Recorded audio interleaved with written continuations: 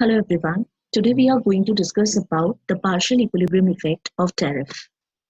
We're going to discuss about these topics: partial equilibrium effect on a small country, effect of tariff on consumers and producer surplus, cost benefit analysis, and partial equilibrium effect on a large country. So let's start with the small country case. We all know about that the small country cannot influence the terms of trade of the world of economy. When a small country would deal with an import tariff, then how they would proceed about it. So let's take at the x-axis the quantity for the x commodity which they are going to import from the other countries. And there is the price of x commodity. You can see here the demand of x commodity in a small country and the supply curve of the x commodity in a small country. The equilibrium point for the demand and supply curve shows that the price of this X commodity is higher than the free trade price of X commodity in the world economy in the domestic market of the small country. You can see this is $3 over here, which is greater than this $1. We consider this $1 price as a free trade price of this commodity in the world economy. We are following also the few assumptions here for the small country case, that the supply of this X commodity is infinitely, this is perfectly elastic in this case. It means this particular commodity is available in the world economy in abundant way. So there is no shortage of this X commodity in the world economy when when the small country would deal for the import of this X commodity from the world economy. So if domestic market has this much of a price, this country has decided to import this commodity because this commodity is available in the international market at $1. Now, the country would decide to go with the $1 price to import this commodity. Now, let's see what are the demands and the production of that commodity in the small country itself. So, at $1 free trade price, the country's supply for the X commodity is 10x, whereas the total demand for this commodity is 70x. So the remaining demand they are fulfilling up, it means from 10 to 70, it means 60x from the other countries. It means they would import 60x quantity from the other countries at $1, which is a free trade price. Okay. The supply curve of other countries are the perfectly elastic. We already have discussed about this. That is why a horizontal. In this case, the supply is abundant for this X commodity in the world economy. Now, as there is an imposition of tariff, which is a 100% import tariff, which has imposed by the small country, then what happens? The price has now been increased, which is now $2. Still, this country has advantage because this price is below than this $3, which is their own market price. But because their domestic market is facing now bit higher prices, which is $2, the country would now go with a bit import substitution policy. And because this import substitution policy they are following, this portion now would increase in the production. It means this country would now be able to produce 20x of this commodity. But because as law of demand is also active, the country's total demand would also decline. The country's total demand is now 0 to 50. So it means now their import demand is 30x. Okay. Now this area you can observe over here, this is JMHN.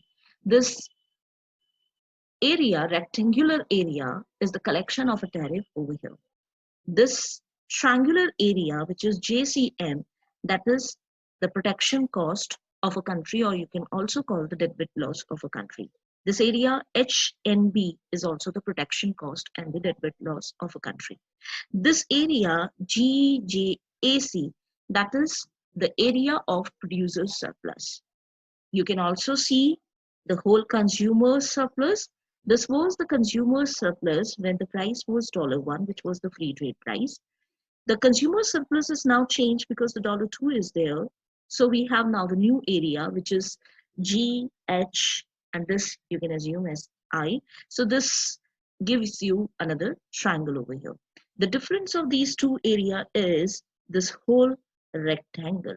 Sorry, not this rectangle and plus this triangle. So this whole area is a loss in the consumer's surplus. We would see now the effect of tariff on consumers and the producer's surplus.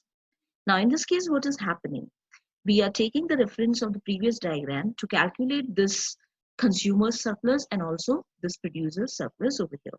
We already have seen in the last diagram, this triangle has been produced, ABR. This triangle was a result of the $1 price, and the quantity demanded of a consumer at that time in a small country was 70x.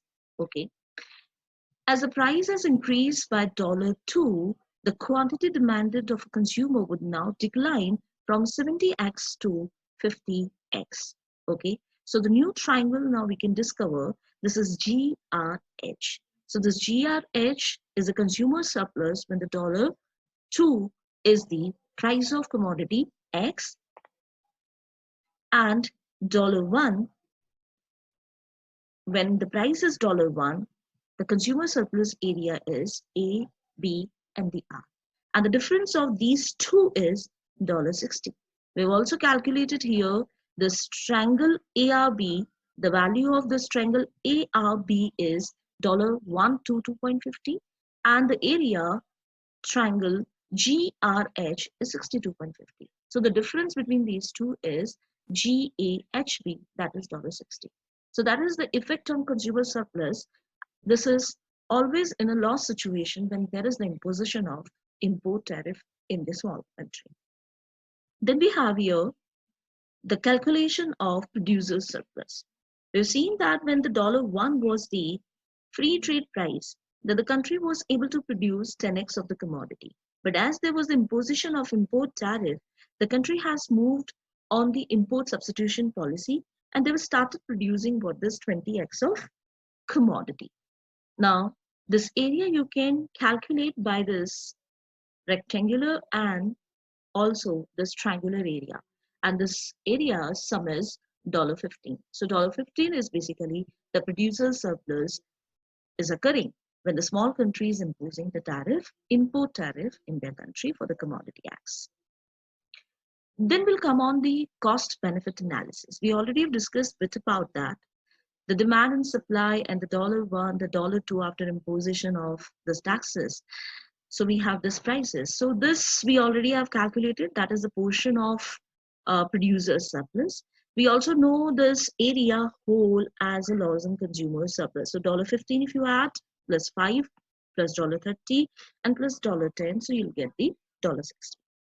Then this area is a collection of tariff revenue. This area, if you estimate, you will get the collection of tariff is for the country, small country, $30 is here.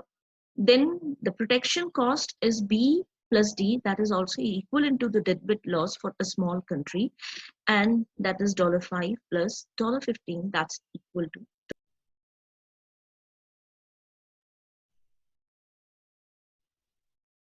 Let's talk about the large country. The large country is facing here for the foreign market is an upward sloping supply curve. For the domestic market, it's upward sloping, similar like to the small country. But the foreign market, it is upward sloping. The reason behind it, this country can influence to this world economy supply. So that is why the large country's supply curve would be now summed to the foreign market's available supply. So this would now be treated as the supply curve of the foreign market for this large country. Now, this is a demand curve for the home market for the large country. This is a supply curve for the home market in the large country.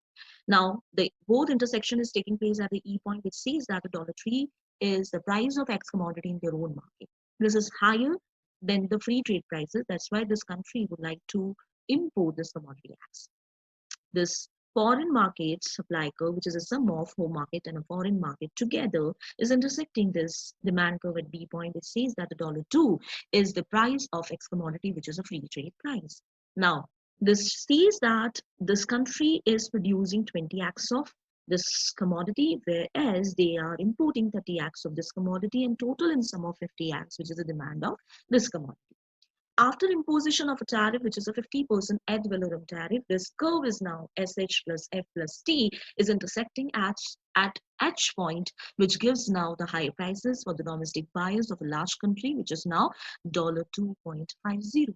Now, at this prices, the country has increased their production. Now it is 25x, but reduced their demand because law of demand is active. Now they are demanding this 40x of commodity instead 50x now, and they are importing only 15x of X commodity. But at the same time, they are experiencing this trapezoidal area, which is A, this indicated as reducer surplus, and the value of this $11.5. Also, this triangle B and this triangle D, the B plus D, would now be here as protection cost, and this rectangular area, that is C, which is a collection of tariff. If you sum A plus B plus C plus D, all this gives you loss in consumer surplus, and in this case, the loss in consumer surplus would be $22.50. But the important part is this line. You see here, the $1.67 instead, this $2.50, the domestic buyers or the consumers are paying the price of this commodity. This is happening because this large country has influenced the terms of trade of the world economy and insisted this all foreign markets and the suppliers to supply the commodity at the lower prices. So because it's a dominating to change the terms of trade, okay, and that is why this country may likely to have gains also after imposition of tariff in terms of welfare for the domestic consumers. See here how you find it, the country is gaining or experiencing losses after changing the terms of trade for the foreign suppliers. You compare this MKNI box with this triangular area of B and the D. These are the protection cost or the deadweight loss of the consumer of that economy is facing, which has to be compared with the area of this E, which they are getting and gaining through the terms of trade effect from those countries. If E area is greater than this B plus D area, this large country is gaining from the terms of trade effect because this shows that the terms of trade effect is greater than the deadweight loss effect for this nation. If it is smaller than this deadweight loss effect, then this shows the country is experiencing losses. Otherwise, if both are equal, there will be no gain, no losses for this country. Now, in this case, our sum of B plus D is $3.75 and the value of E is $4.95. So the net difference of E minus B minus D is $1.20. It means this large country is gaining from this analysis. Thank you.